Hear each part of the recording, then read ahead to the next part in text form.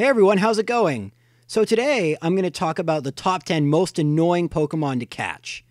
My channel pretty much has been a series of guides how to get shiny Pokemon or hidden ability Pokemon that are a little bit frustrating. But they're nothing compared to getting some of these completely regular, non-shiny standard ability Pokemon in some of the games. Starting off with number 10, we have Kangaskhan from Red and Blue. So Kangaskhan is only available in the Safari Zone, and if you've played Red and Blue, or pretty much any Pokemon game with the Safari Zone, you know how annoying it can be. Essentially, here's the deal.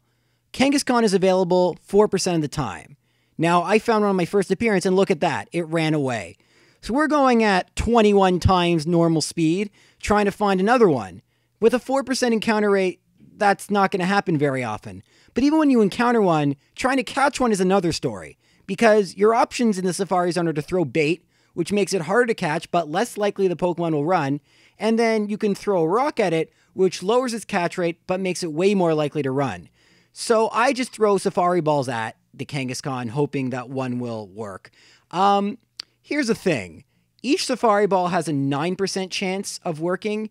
Now, I'm not the best at math, but a 4% appearance rate times a 9% capture rate equals a very pissed off me trying to find this thing. But finally, you will get the Kangaskhan, and yeah, it's only number 10 because it's not too difficult, it's just time consuming. And thankfully, I was playing this on Pokemon Stadium 2 where I could speed up the game, so this only took me about 15 minutes. Number 9, Friend Safari exclusives from Pokemon X and Y. So the Friend Safari itself was okay. I mean, it gave you an easier way to get hidden ability Pokemon and even get shiny Pokemon a little bit easier too. But trying to get the Safaris was quite a nightmare. So the way you would get Safaris is by registering friends. If you had a ton of friends who play Pokemon, that was great, or even 3DS in general. But if you didn't, well, that was a bit of a problem. So today we're talking about Pokemon you can only get via the Friend Safari, like the Kanto starters. If you want a Kanto starter in X and Y, that was the only way to get it. But trying to get that Safari was not really intuitive. I mean, you could go on Reddit or something and find Safaris and friend code exchanges, but the fact there was nothing in-game to do that was really obnoxious. In fact, the way I used to do it was battle random passerbys, allow them to become my acquaintances, and then battle them as acquaintances, which gives them a prompt to become my friend. A lot of them would become my friend because I assumed they also were looking for friend Safaris. I think my Safari sucked, by the way. But yeah, that was pretty much the way to get certain Pokemon. I ended up never getting, like, Charmeleon until Oris because I never had the Friend Safari for it.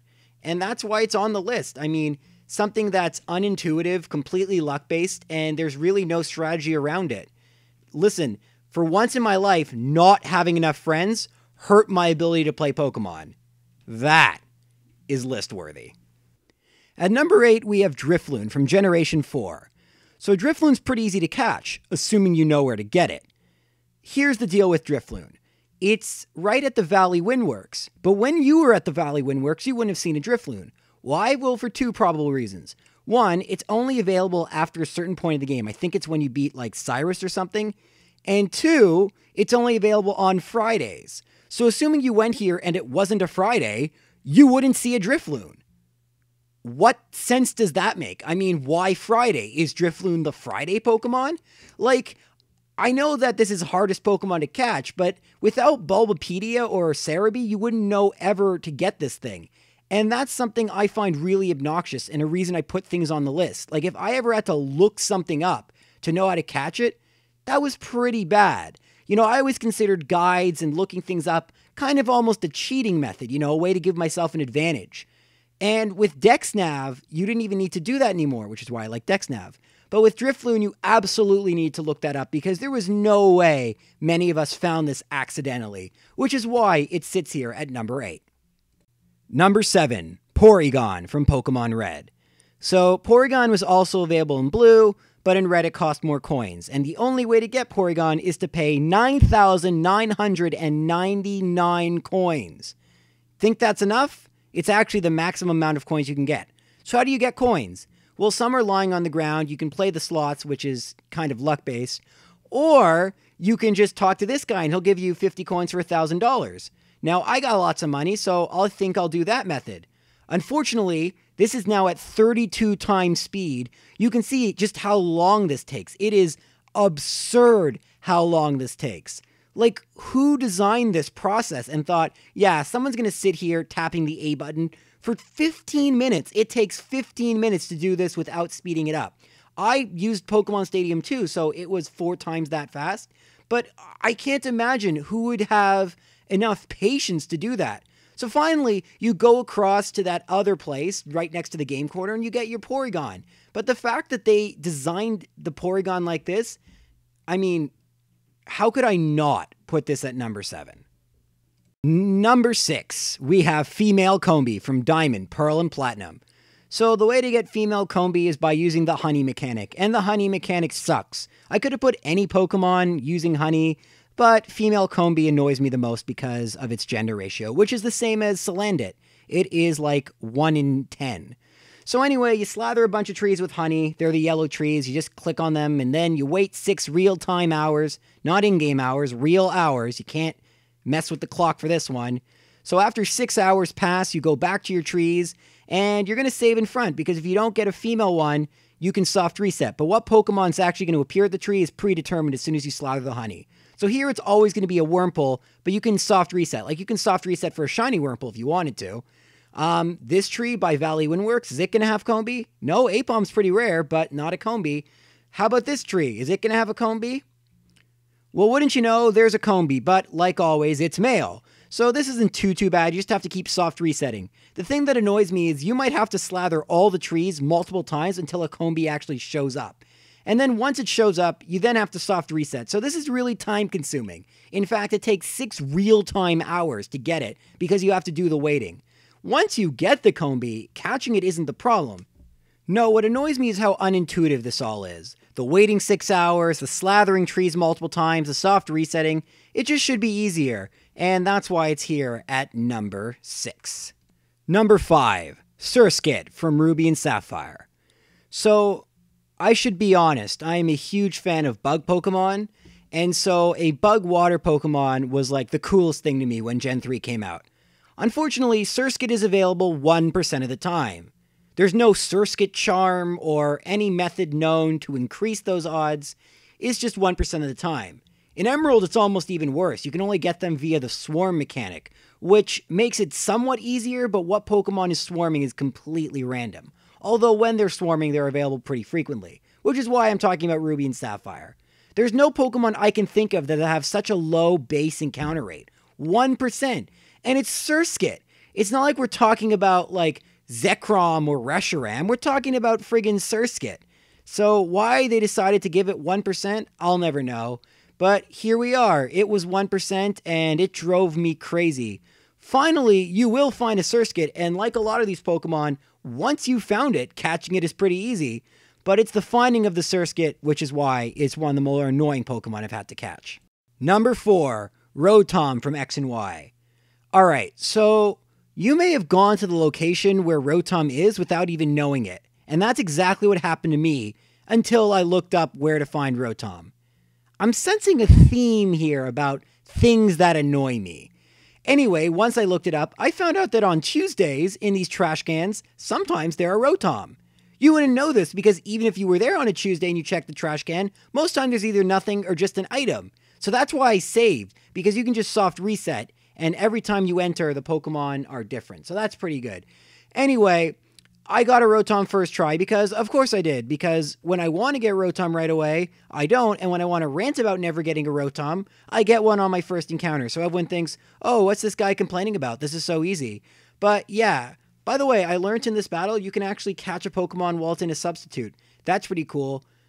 But what the heck? I mean, only available on Tuesday in Dumpster. I mean, why? None of that makes any sense. Is Rotom the dumpster Pokemon? Is it the Tuesday Pokemon? I get why it's in the Lost Hotel, but someone please explain that to me. You know what? Never mind. Let's just get right down to the top 3. Number 3, the legendary Golems. I hate these. As a kid, I never caught them, and here's why. See these tablets with this weird-looking dot stuff? Well, that's Braille. What's Braille? Oh, you know, the bumps that blind people can use to read because they can't see. So I'm supposed to find out how to catch these things by reading Braille. I mean, think about that for a second. I'm supposed to read Braille. Like, what? Anyway, if you actually look it up, which is what you have to do because there's no way you can read Braille. Nobody reads Braille. Braille are bumps. I mean, are you kidding me? Like, who designed this? It's almost offensive. Anyway, all you need to do is get Pokemon to learn Dig and use Dig at this wall. And then that's your first step. We have a lot more baloney coming up. Oh, wait. So after that, there's more tablets with some more Braille. I don't know what any of it says. You can click on it. It's still Braille, so Lord knows what it says. You would have to be able to read Braille. I can read Braille. Anyway, so you go to this tablet and it says who knows what. What it actually tells you is you got to arrange your party in such a way that Wailord is the first Pokemon. Oh, sorry. Wailord's the last Pokemon and Relicanth is the first. It's the opposite in Emerald because, of course, it is.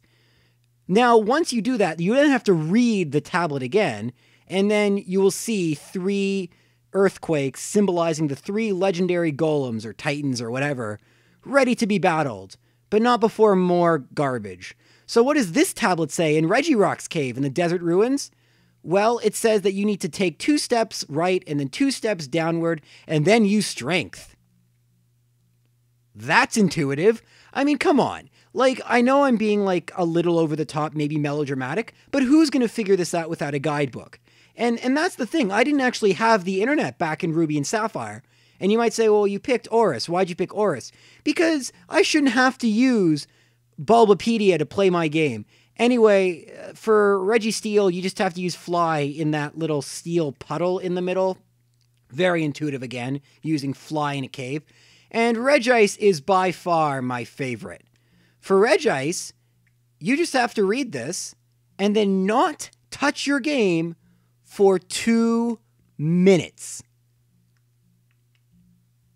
I'm actually speechless. In Emerald, it's do a counterclockwise lap. But if you thought we were done, oh no, we're not done. We are so totally not done because Oris gives you the ability to catch Regigigas, which is pretty cool. I actually didn't get Regigigas in Gen 4 because I didn't have the event Golems. So how do you get Regigigas? Well, first you need to nickname your Regice. It doesn't matter what you nickname it. Then you need to give Regice a cold item. A Castellion or Ice Rock will do. You can get an Ice Rock from the Weather Institute. Then you've got to come back during the daytime, go to the middle of the cave, and look at that. Regigigas appears. Who designed this? Like, seriously, who designed this?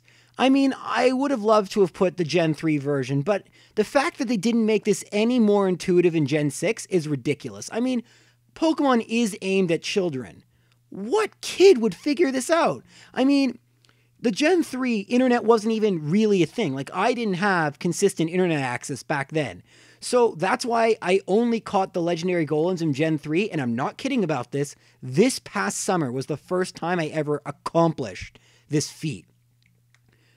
I mean, and the fact Regigigas, you know what?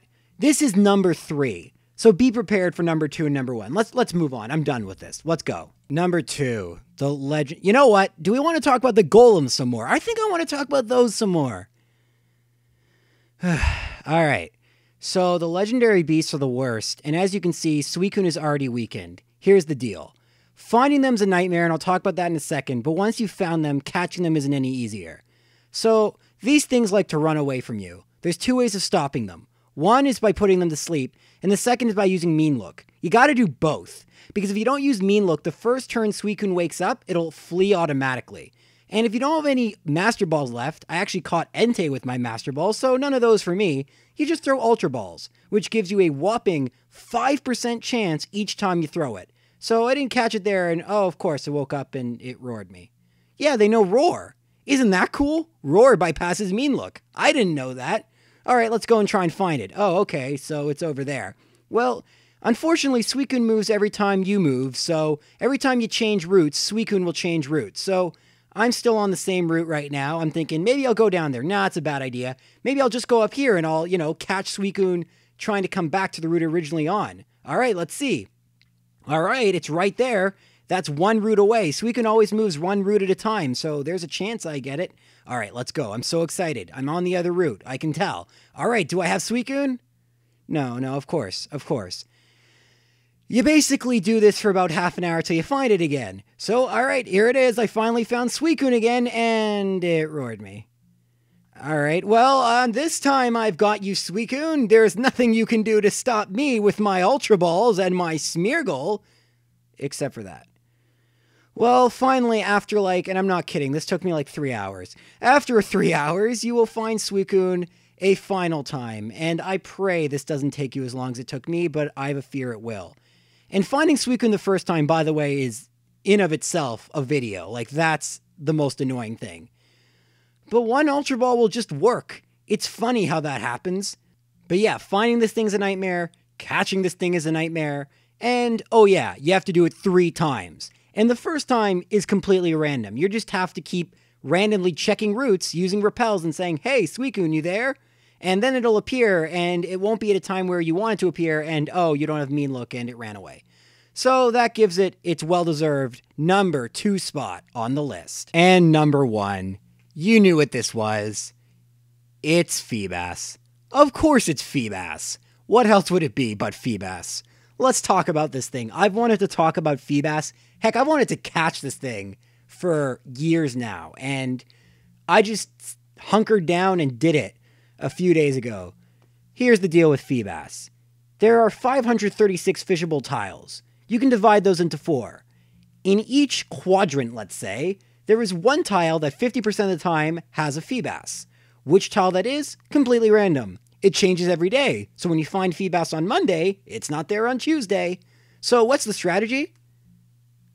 The strategy is wasting your time and just fishing everywhere once. Hey, there's only a 1 out of 16 chance you don't find Phoebus, and what are the odds that you're one of those 1 out of 16?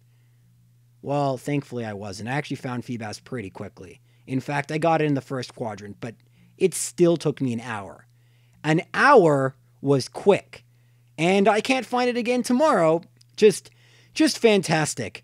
But I have to say, I haven't felt this happy finding a regular Pokemon in my entire life. I mean, it was like I found a shiny. But once you find the Phoebus, catching it is ridiculously easy. It has one of the lowest catch rates, or the highest, whatever, in the entire game. You throw any Pokeball at it and you pretty much have it at full health.